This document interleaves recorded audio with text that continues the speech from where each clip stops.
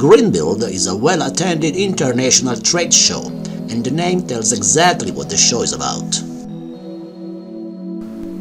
Here professionals come to learn about solutions that make the buildings healthier for the individuals and friendlier for the environment. According to the organizers of the event, in fact, the scope of the professional in this field is to improve resilience, sustainability and quality of life in buildings, but also in cities and communities.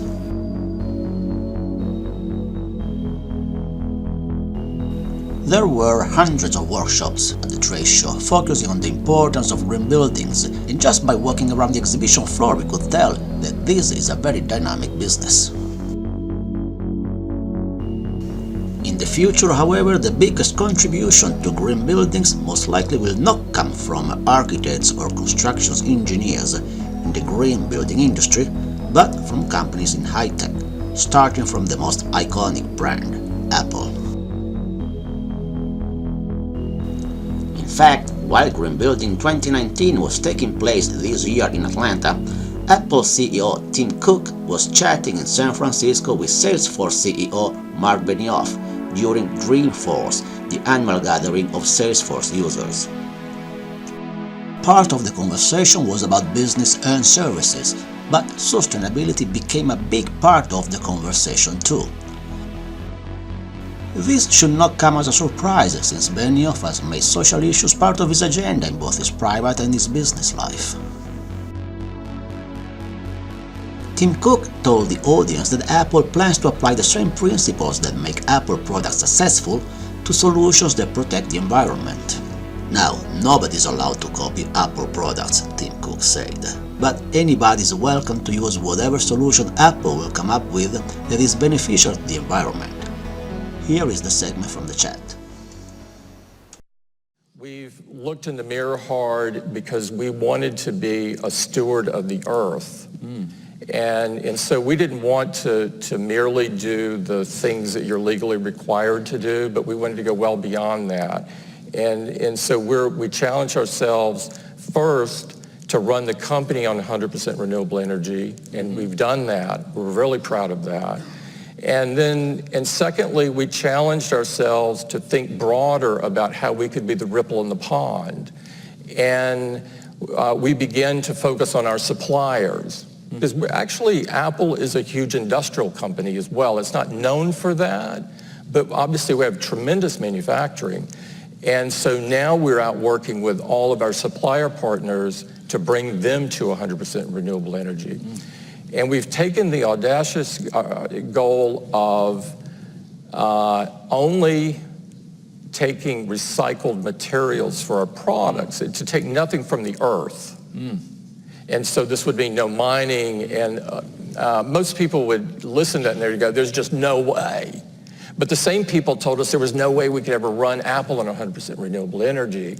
And so we take these point by point and try to stretch ourselves well beyond what we know currently we're able to do. And I'm super proud of that because we want to leave the world better than we found it. And arguably, all of us are here for a short time, and we have to be good stewards of the earth while we're here. And so this is very important to us. Equality is very important to us.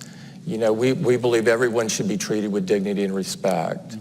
And so we advocate for dreamers to be extended permanently, you know, given citizenship. This is,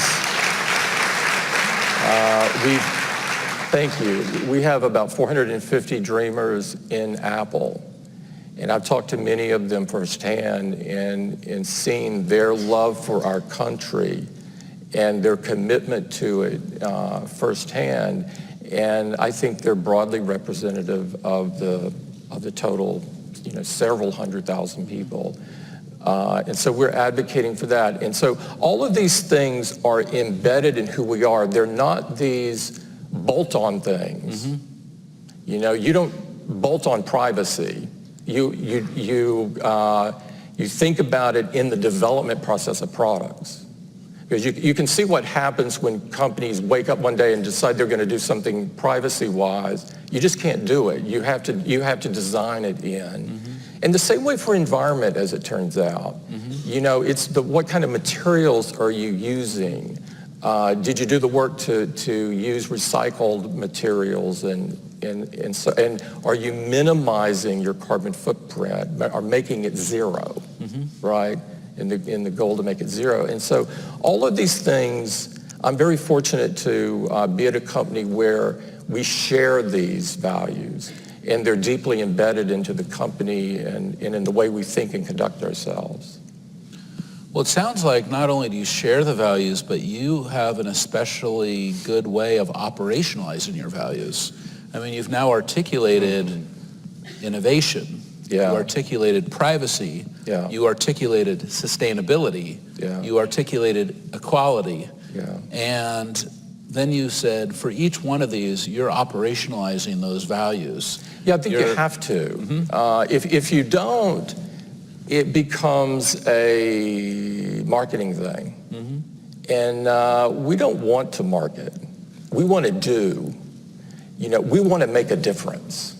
We generally do. And so in order to make a difference, you have to operationalize it.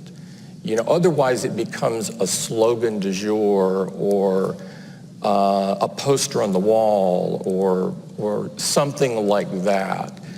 And so, I mean, you take something like, I talked about environment. We first set out to deeply understand our carbon footprint.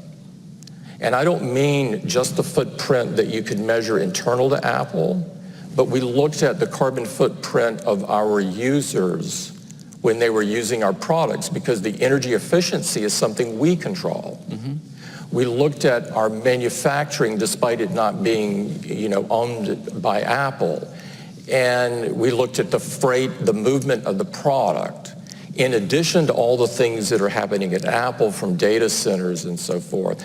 And so we developed a deep understanding of what we were contributing, and then began to take each piece of it and not just try to go buy a credit, which is an easy way to get to 100% renewable. We challenged ourselves to put new energy in the grid.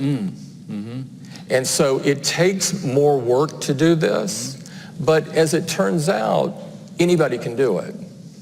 Because in the aggregate, we're doing something also that's economically good.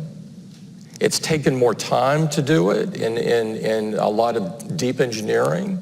But we didn't want to be doing something that only a rich company could do. We wanted to do something everybody could look at and say, oh, I could do that. I could do that. And so we try to share that information for everyone. You know, we don't want people copying our products. That happens too often. But we do want people copying us in this way. And so we try to, you know, make that very open. But we've taken every one of these like that and thought about, how do we embed? How do we become the ripple in the pond? How do we make a contribution larger than ourselves? Because despite, you know, we're a decent size now, but if we only change ourselves, we haven't done very much. We want to put our ding on the universe, and you only do that if you're creating a change that's much broader than yourself.